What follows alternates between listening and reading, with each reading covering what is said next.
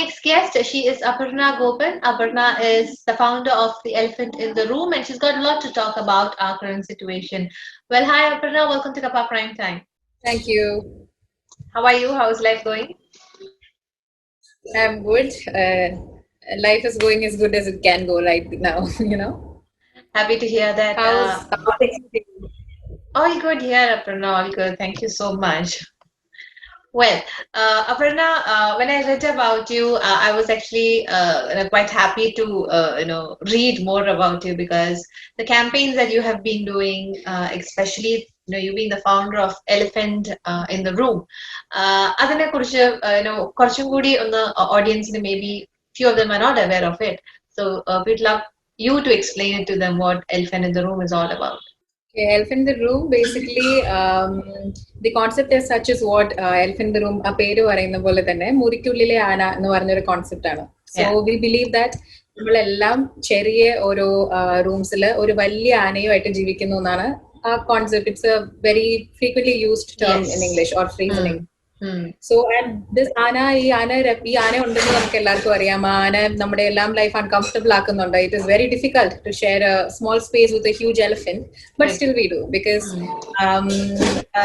once we address that there is an elephant in the room, the next question is what will you do to this elephant or what can you do about this elephant? And നമുക്ക് ആർക്കും ആ ക്വസ്റ്റിനെ കുറിച്ച് ചിന്തിക്കണ്ട because we think we are too small to do something about an elephant. And this elephant represents sex education, sexuality, sex abuse, menstruation. ഈ ടബൂസ് എന്ന് പറയുന്ന അല്ലെങ്കിൽ നമ്മളോട് സംസാരിക്കരുതെന്ന് സൊസൈറ്റി പറഞ്ഞ് പഠിപ്പിച്ച കാര്യങ്ങളെല്ലാമാണ് ഈ elephant. So our organization does campaigns to tackle these taboos. We are all living in these tiny rooms with huge elephants right in the middle of all of us. These elephants represent taboos. Things like sexual orientation, disability, depression, mental health, suicide, things that we are trying to run away from. We live with these big, fat elephants in the room. And the biggest of them all, especially in India, the biggest villain, sex. So, ഒരുപാട് uncomfortable ആയിട്ടുള്ള conversations, people tend to make that uncomfortable because you're not supposed to open up or you're not supposed to talk about those things. നേരത്തെ പറഞ്ഞ പോലെ തന്നെ നമ്മുടെ society has actually എന്താ പറയുക നമ്മുടെ വാ അടപ്പിച്ചു എന്ന് വേണമെങ്കിൽ പറയാം. So, campaigns basically എവിടെയൊക്കെയാണ് that you have initiated, start ചെയ്തിട്ടുള്ള എവിടെയൊക്കെയാണ്? Schools ആണോ, colleges ആണോ, audience എങ്ങനത്തെയാണ്? So basically we are a very mobile organization. Taboos എന്ന് പറയുന്നത് എല്ലായിടത്തും ഉണ്ട്. അതുകൊണ്ട് തന്നെ നമ്മൾ തീം ബേസ്ഡ് ക്യാമ്പയിൻസ് ആണ് എല്ലായ്പ്പോഴും ചെയ്യാറ്. So we started in Goa. We did a couple of campaigns in Kenya. Then we did a couple of campaigns in Bangalore. And now basically we are doing a lot of campaigns in Trivandrum, Kochi, Kerala-based campaigns. And themes also differ. We have a menstruating campaign. So it is basically to talk about menstruation, about sustainable menstruation. നമുക്ക് എന്തൊക്കെ options available ആണ്. ഇപ്പോൾ menstruation ഒരു ടബു ആയതുകൊണ്ട് തന്നെ sustainable menstruation alternatives-നെ കുറിച്ച് ആരും സംസാരിക്കുന്നില്ല because menstruation in itself is a taboo. So we choose topics like that, like FGM, female genital mutilation, അല്ലെങ്കിൽ menstruation, അല്ലെങ്കിൽ sex work, അല്ലെങ്കിൽ sex education. ഇങ്ങനെ നമ്മൾ theme based campaigns ഓരോ area focus ചെയ്ത് we'll do a couple of campaign series and then we'll round it off. We'll leave it with a community organization to continue the work and then we move on. That's how we work.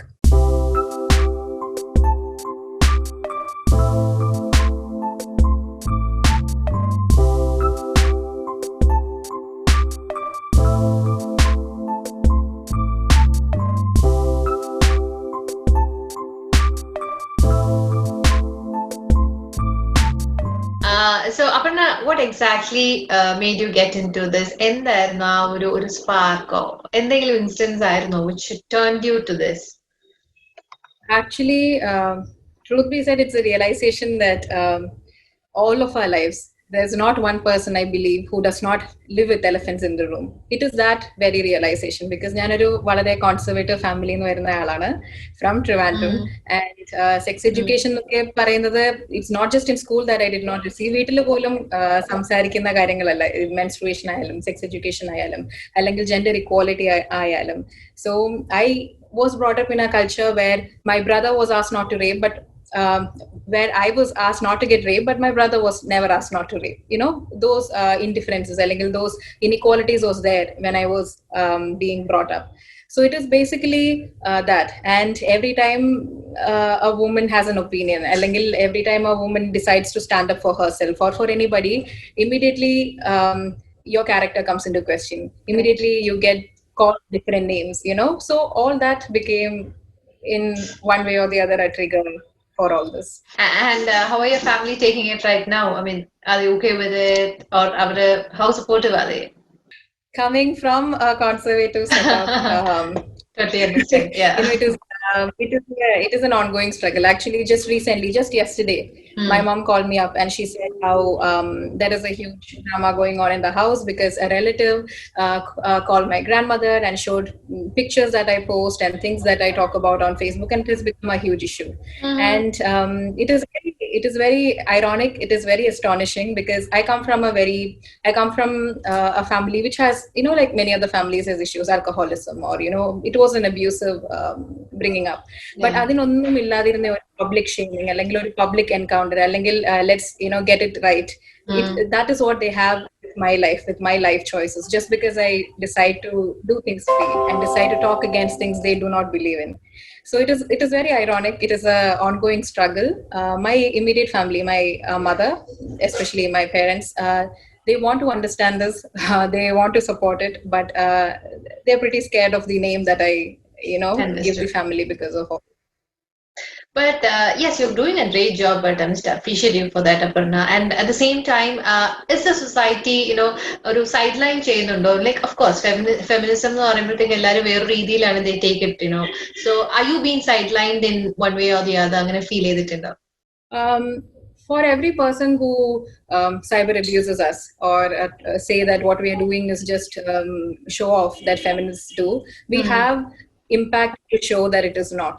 So those impacts speak for us. For example, there are real life stories of change where quarantine time we are supporting a lot of children who were abused in their family. So the change that they have, whether it be psychological or legal, or the change that kids have when they make a switch to a sustainable menstrual product, or when they stand up and say, I menstruate and I am proud about it, I no longer feel uncomfortable about my body, or I went to a doctor and there was a serious issue with my body that I was never able to address. When we hear these stories, all those cyberbullying does not matter anymore, because what can they say at the end of the day, right? We have change, or we have something very impactful that we can see that kind of erases all that sidelining. And also talking about exhibitions. Now you've done a lot of exhibitions as well. So the Black and Blue One Eye project was there. Can you just tell more about that project? So the Black and Blue Eye exhibition, quarantine we started a campaign series against cyberbullying. So adinte oru first campaign aayirunnu the Black and Blue Eye exhibition. So like the name suggests, the Black and Blue Eye. So when we say Black and Blue Eye, we see a person with who has been abused physically. And that is the representation we wanted to give for cyber abuse as well. Cyber abuse, no, people think that it does not leave any, there are no scars, so people think it is not scarring. Adinte kode associated trauma, nobody talks about it, nobody thinks about it. Even if you see a person being cyber abused, you just voyeuristically sometimes read through the comments and you find pleasure in it. Not everybody, but some people do. There is no culture of standing up against cyber abuse. നമ്മളിപ്പോ ഒരാളെ physically abuse ചെയ്യുന്ന കാണുമ്പോൾ stand up ചെയ്യാൻ തോന്നിയാലും, when you see that on an online space, you might not stand up. You might just let it go, thinking maybe it's not that huge a deal. We are trying to tell people that this also leaves scars. This is as traumatic as physical abuses, and nobody has the right to do it. Whether it be your online space or your physical space, nobody has the right to exploit it. Nobody has the right to cross that limit. And we are also trying to say that cyber abuse that builds up to systematic forms of oppression, systematic forms of abuse in workplace, or in all these rape jokes that they say. It all leads to something. There is a generation of people seeing this and thinking it is okay and growing up. So it was against that, and that was what the Black and Blue Eye exhibition was about. So the exhibition, what we did was real life screenshots of abuse, of what people comment. It was very graphic. People were graphically talking about how they would rape a woman just because she had an opinion different from theirs. So when you one thing common in all these where it was all gendered cyber abuse. So there is a normal conversation happening online. There is a difference of opinion, but as soon as your difference of opinion is with a woman, the next you deviate from the topic altogether. The next points of debate are about her character, about whom she sleeps with, about the kind of clothes she wears, about the kind of people she hangs out with, and that is wrong. That is gendered cyber abuse, and that is what we were trying to show. So it was 3 rooms full of screenshots of graphic cyber abuse. People felt very uncomfortable walking through those 3 rooms, and at the end of the room and at the end of it, there was a space where they could stand and reflect about what cyber abuse is, the instances that they have come across it, and what they'll do about cyber abuse going from then on. That was what the Black and Blue Eye exhibition was all about.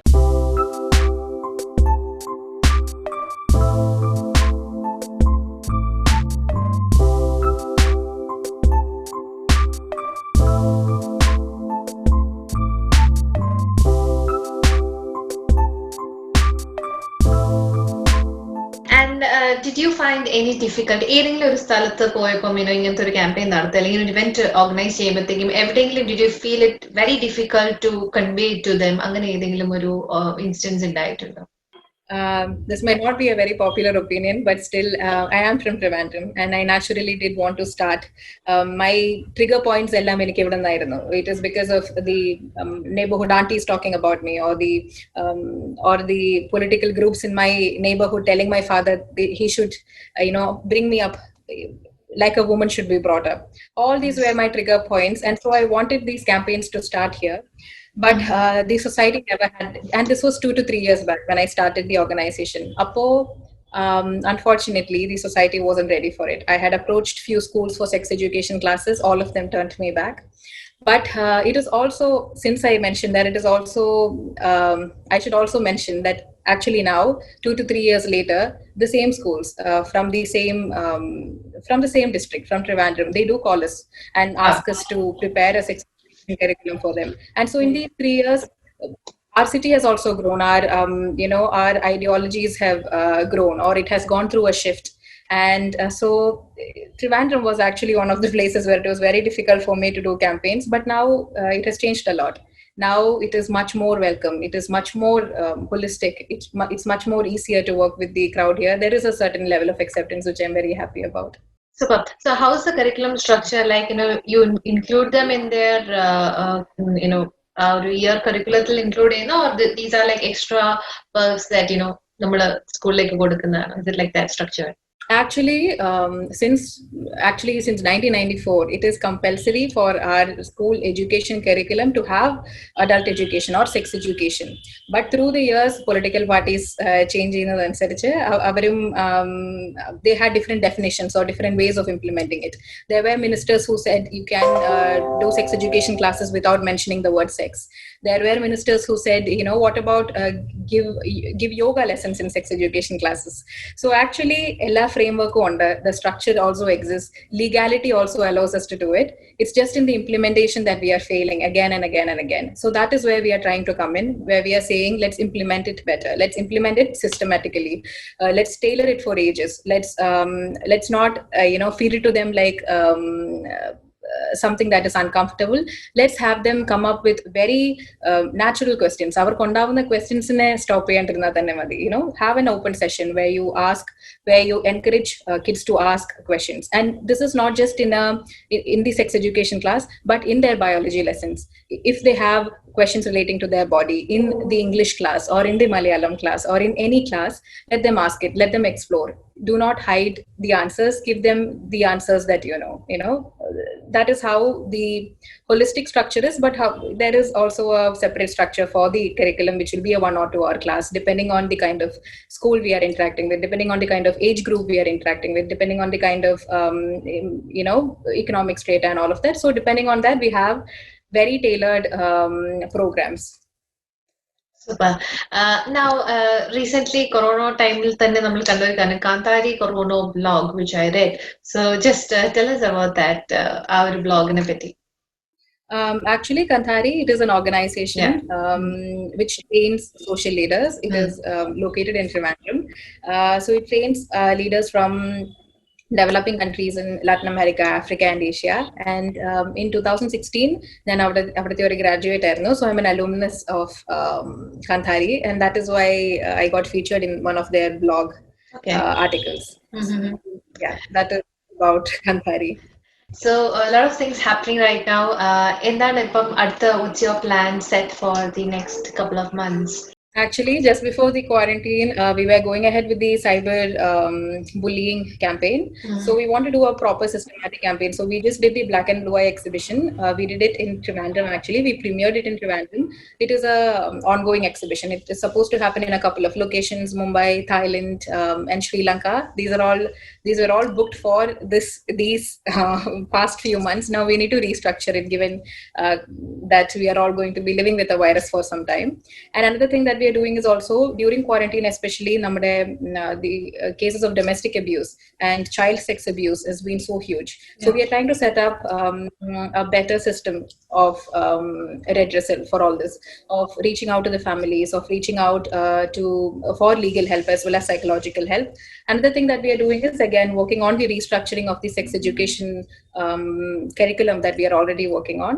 And another one is also about sustainable menstruation. So especially we are trying to work with few communities around the Nayar Dam region, where we want the women in the communities to be sustainable in taking care of their own sustainable needs.